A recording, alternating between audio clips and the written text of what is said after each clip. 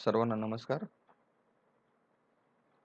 GPDP आराखडा सन 2026-27 मध्ये यापूर्वीच आपण सर्व योजनांचा आराखडा तयार करण्याचा सुविधा उपलब्ध करून दिलेली आहे. परंतु आपल्या ई-ग्राम दिशा या पोर्टलवर पेसा निधीचा आराखडा तयार करण्यासाठीची सुविधा उपलब्ध नव्हती. त्यासाठी बरेच वेगवेगळ्या अडचणी होत्या. परंतु ग्रामपंचायतीकडून आलेली मागणी त्यानुसार पेसाचा आराखडा तयार करण्याबाबत आपण विचार केला आणि तो प्रत्यक्षात उतरवला. पेसा आराखडा तयार करताना राज्य शासनाच्या अटी शर्ती ह्या वेगवेगळ्या आहेत व केंद्र शासनाच्या अटी शर्ती सुद्धा ह्या वेगवेगळ्या आहेत. मग या दोन्ही शासनांचं समाधान करणं किंवा त्यांच्या अटी शर्तींची पूर्तता करून आराखडा तयार करणं हे मोठं चॅलेंजिंग काम होतं. परंतु ते आपण युजरला किंवा ग्रामपंचायतीने सोप्या पद्धतीने आराखडा तयार करता यावा त्यासाठी तयार केलेले आहे. सुरुवातीला आपण ई ग्राम दिशा पोर्टलवर लॉग इन केल्यानंतर इथे ग्रामपंचायत या टॅबमध्ये आपली ग्रामपंचायत पेसा असेल किंवा पेसा आहे का याची खात्री करावी. त्यानंतर वार्षिक आराखड्यामध्ये जाऊन प्राथमिक माहिती आपण भरलेली आहे. त्यानंतर दुसऱ्या स्टेजमध्ये निधी उपलब्धतामध्ये आपलं आदिवासी विभागाकडून मिळणारा 5% पेसा आपण ही योजना ऍक्टिव्ह आहे का ते पाहायचं. ज्या नॉन पेसा ग्रामपंचायत आहेत त्यामध्ये ही योजना दिसणारच नाही.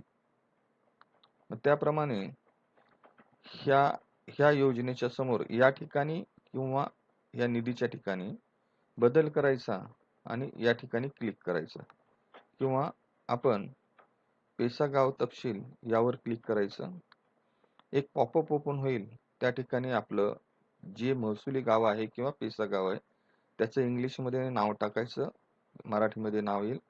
त्या गावाला मिळणारा पेसाचा निधी, त्यानंतर त्या गावाची जी सभा आहे त्या सभेचा ठराव क्रमांक आणि दिनांक टाकायचं. एकापेक्षा जास्त जर गाव असतील तर आपण इथे आणखी गाव जोडा असं टाकायचं आणि त्या गावाचं नाव टाकायचं. त्यानंतर त्यासाठी येणारी रक्कम टाकायची, ठराव क्रमांक टाकायचा आणि आपण सभेची दिनांक टाकायची. मी हे गाव निवडले. आपल्याला पाहिजे तेवढी गावं, पाहिजे तेवढी म्हणजे शासनाने जी पेसा गावं घोषित केली ती गावं सर्व टाकायची. सर्व गावांना मिळून टाकलेला एकूण जी निधीची रक्कम या ठिकाणी आणि इथेही दिसेल. तपशील जतन करा यावर क्लिक करायचं. नंतर जतन करा यावर क्लिक करायचं. इथे सर्व पेसा गावांची एकत्रित रक्कम आपल्याला दिसेल. ही पायरी पूर्ण झाल्यानंतर आपण पुढच्या पायरीवरती जायचं. पुढच्या पायरीवर गेल्यानंतर मी इतर सर्व योजनांचा आराखडा ऑलरेडी तयार केलेला आहे. फक्त पेसाच्या बाबतीत फक्त आपल्याला आता सांगायचं. मग ह्या पेसाच्या समोर इथे सर्वात शेवटी प्लसचं चिन्ह दिसेल कृतीमध्ये, ते बदल करा म्हणायचं आणि यावर क्लिक करायचं. आता आपण अटी शर्ती समजून घ्या. राज्य शासन सांगतं की जो पेसाचा आराखडा आहे तो गावनिहाय तयार करायचा आहे, ग्रामपंचायत निहाय नाही. तर गावनिहाय आराखडा तयार करताना आपण आता 2 गावं भरलेली आहेत एका ग्रामपंचायत मध्ये. तर त्या प्रत्येक गावाची वेगवेगळी सभा घ्यायची आणि त्या सभेमध्ये ज्या 4 बाबी आहेत, पायाभूत सुविधा, FRA चा, आरोग्य, स्वच्छता, शिक्षण आणि वनीकरण व इतर, या 4 बाबींवरती जो काही निधी आहे तो समसमान म्हणजे 25-25% सर्व गावांमध्ये विभागून द्यायचा आणि त्याप्रमाणे खर्च करायचा. या पद्धतीचं राज्य शासनाच्या अटी शर्ती आहेत. त्यानंतर केंद्र शासनाच्या अशा अटी शर्ती आहेत की पेसाचा आराखडा तयार करताना त्याचे मुख्य 2 संकल्प आहेत, FRA आणि पेसा संकल्प. त्या पेसा संकल्पामध्ये 9 थीम आहेत, 9 संकल्प आहेत. मग हे आराखडा तयार करत असताना FRA च्या एकूण 46 ऍक्टिव्हिटी आणि पेसाच्या एकूण 42 ऍक्टिव्हिटी अशा आहेत. मग हा आराखडा करते वेळेस किमान पेसा संकल्पामधल्या 9 संकल्पांपैकी एक तरी संकल्प हा आराखड्यामध्ये समाविष्ट होणं गरजेचं आहे. पेसा निधीसाठी फक्त पेसाच्या ऍक्टिव्हिटी वापरायच्या आहे. इतर जे सर्वसाधारण थीम वगैरे आहेत त्याच्या ऍक्टिव्हिटी वापरायच्या नाही. किंबहुना या ठिकाणी दिसणारही नाही. मग इथे ही जी रक्कम दिसते ही 4 भागांमध्ये डिवाइड केलेली आहे आणि ती सर्व गावां मिळून एकत्रित या ठिकाणी दिसते. मग आता प्रत्यक्ष आपण आराखडा बनवूया. या ठिकाणी गावाच्या नाव मध्ये गावाचं नाव दिसेल. मी पहिलं गाव निवडलं. या ठिकाणी ज्या पेसा बाबी आहेत 4 राज्याच्या सूचनेप्रमाणे त्या दिसतील. मी पहिलं निवडल्यानंतर या ठिकाणी त्या गावाचं त्या पेसा बाबीशी किती शिल्लक आहे ती दिसेल. मी उपक्रम निवडणार. जे उपक्रम हे पायाभूत सुविधासाठीचे आहेत तेच फक्त दिसणार. मी त्यातील एकावरती क्लिक केलं. आता पहा, या ऍक्टिव्हिटीला जो पेसाचा मुख्य संकल्प आहे म्हणजे केंद्र शासनाच्या सूचनेनुसारचा तो दिसेल. त्यानंतर त्या कामाचं नाव सुद्धा ऍक्टिव्हिटी नुसारच ते येईल किंवा तीच ऍक्टिव्हिटी येईल. आपण याच्यामध्ये जर बदल करू इच्छित असाल तर बदल करायचं आणि मी रक्कम टाकायची. जी काही रक्कम असेल ती मी पूर्ण रक्कम टाकली आणि ती ऍक्टिव्हिटी सेव्ह केली.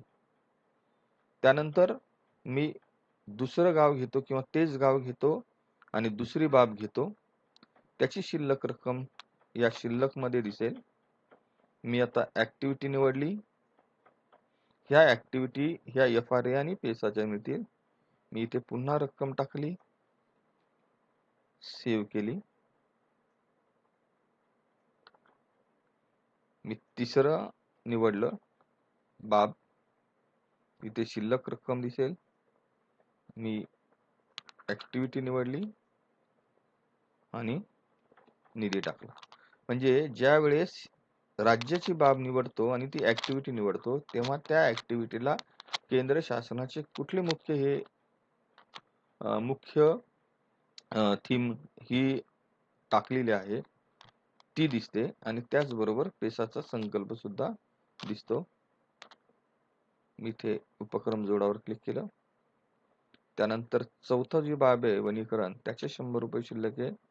मी त्याचं ऍक्टिव्हिटी निवडली आणि त्याचा खर्च मी या ठिकाणी टाकला. आता इथे पहा, सर्व याच्यामधून 100 रुपये कमी झालेले दिसतील. मी दुसरं गाव घेतो. यामध्ये पहिली बाब घेतली त्याचे 200 रुपये. मी सिलेक्ट केली ऍक्टिव्हिटी, रक्कम टाकली पूर्ण. मी जेव्हा इथे ही रक्कम टाकतो त्यावेळेस पायाभूत सुविधाची रक्कम संपते. दुसरी बाब घेतली, त्याच ऍक्टिव्हिटी निवडली.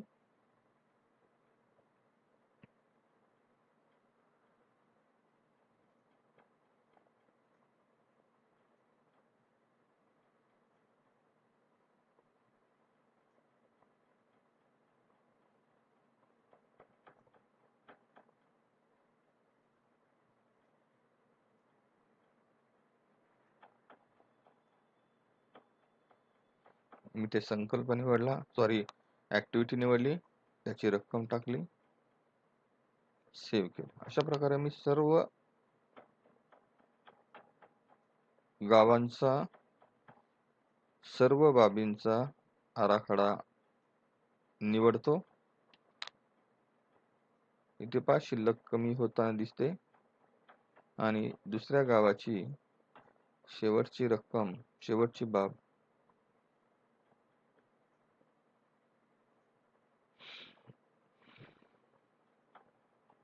आपण कामाच्या नावामध्ये बदल करू शकता इंग्लिश मराठीमध्ये. अशा प्रकारे पूर्ण पेसाचा आराखडा तयार झाला. सर्व गावांचा तयार झाला. इथे गावांचं नाव सुद्धा येतं आणि त्याचबरोबर टीमचं नाव, सॉरी बाबींचं नाव येतं आणि रक्कम येतं. इथे बंद केल्यानंतर मी आराखडा सेव्ह करतो. अशा पद्धतीने पेसाच्या सर्व बाबी या ठिकाणी पूर्ण करायचा. यामध्ये अजून एक आहे, पेसाचं केंद्र शासनाची जी अट आहे त्याप्रमाणे एक थीम पैकी इथे 2 थीम आलेले आहेत आणि ते 8 FRA आलेले आहेत आणि 2 संकल्पच्या आलेल्या आहेत, पेसा संकल्पच्या. तर एक तरी अट ही ते पूर्ण केली पाहिजे. या पद्धतीने आपण पेसाचा आराखडा तयार करायचा आहे. उद्यापासून म्हणजेच 12 ऑगस्ट पासून आपल्याला हा आराखडा भरण्यासाठी उपलब्ध होईल. धन्यवाद.